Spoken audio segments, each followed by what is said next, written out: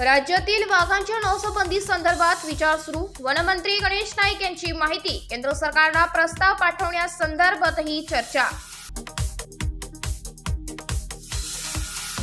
आम्ही ठाकरेमुळे आमदार झालोय, त्यांच्यासोबत आमची निष्ठा आजही आणि उद्याही कायम राहणार. आमदार कैलास पाटलांचं वक्तव्य.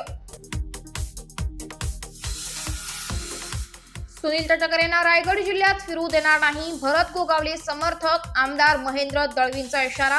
म्हणाले, गोगावलेच रायगडचे पालकमंत्री होणार.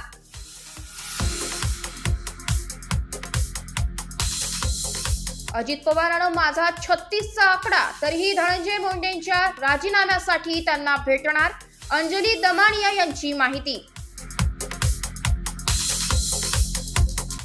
मुंबई महापालिका निवडणुकीपूर्वी उद्धव ठाकरेंना मोठा धक्का. शिवसेना ठाकरे गटाच्या उपनेत्या आणि माजी नगरसेवक राजुल पटेल शिंदेंच्या शिवसेनेत करणार प्रवेश. विकासाच्या आडवा आल्याने मी फक्त त्याला धरायला गेलो आणि तो पडला. पुण्यातील राष्ट्रवादीचे नेते बाबूराव चांदेरेंनी दिलं स्पष्टीकरण. काल ज्येष्ठ नागरिकाला मारहाण केल्याचा व्हिडिओ झाला होता व्हायरल. मनोज जरांगे पाटील यांच्या आमरण उपोषणात 2 उपोषणकर्त्यांची तब्येत खालावली. उपचारासाठी उपजिल्हा रुग्णालयात दाखल.